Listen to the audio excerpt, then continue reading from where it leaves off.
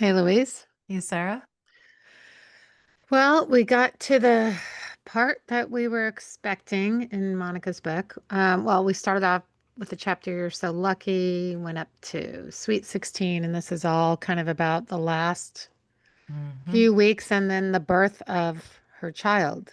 Gosh, heavy stuff, Monica.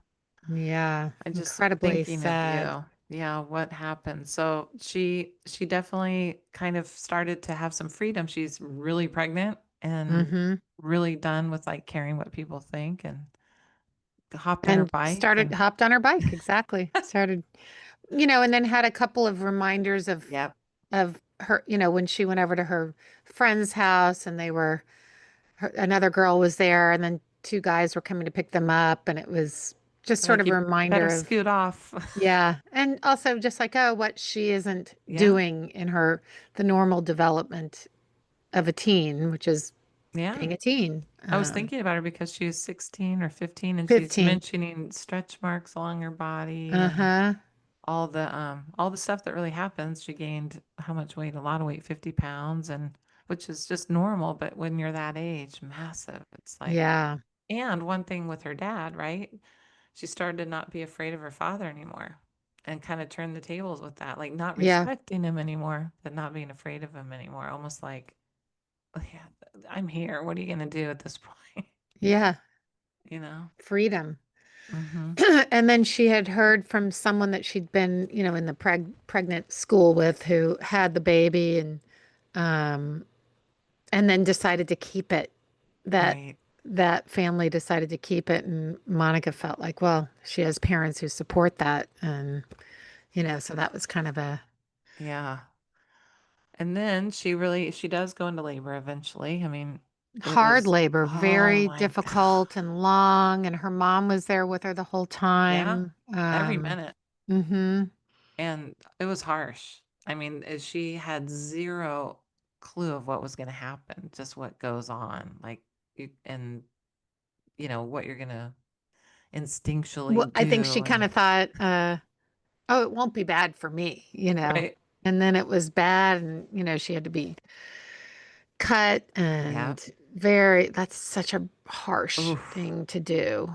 Uh, And especially back then, I hmm don't think You know and what I good. thought was interesting too, but I guess it was the 70s. I'm realizing that, but that they did an X-ray, I know. Of the which, baby. yeah, happened to my mom, my adoptive mom, when she got pregnant, and they did an X-ray and found twins, and I was like, geez, and then I was it was a standout for me. Yeah, dose up the kids with some X-ray.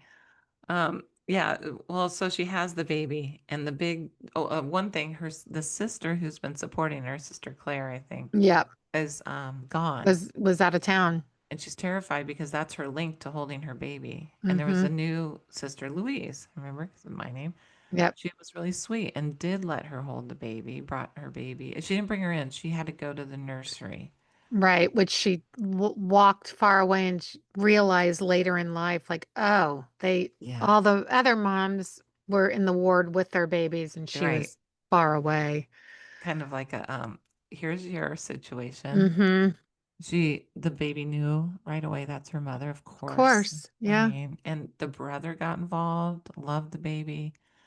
I know he Everybody would really came. wanted the baby to come home um and then and she named her Mary Monica. Yeah, And then the big drop here is yeah, that her mom said, I mean, didn't tell her directly, right? So yeah, I thought this was interesting. She told Sister Louise, I can't in good faith, whatever, however she worded it, part a mother from her baby.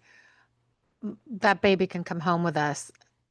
And she wanted to tell her herself. yes. And Sister Louise said, I will tell her, which clearly was a, More a, yeah, a, a way probably to have Monica not do it.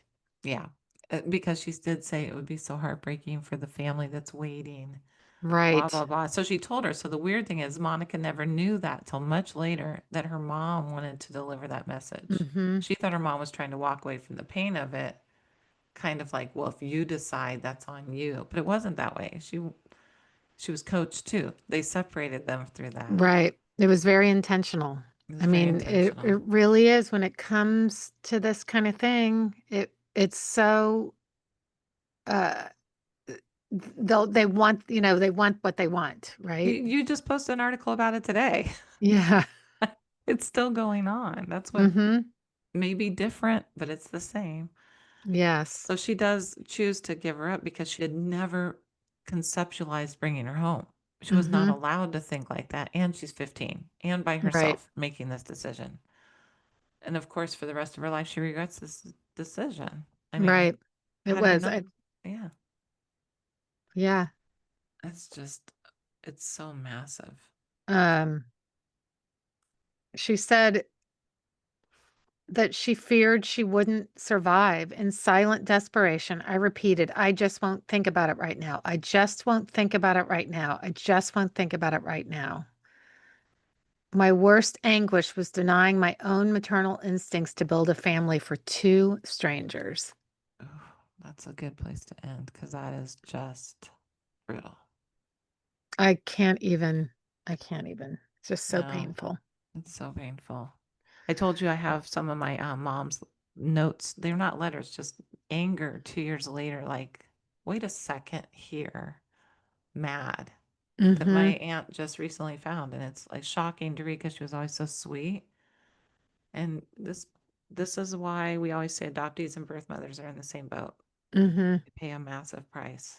Yep. A massive price, a lifelong price. Yeah.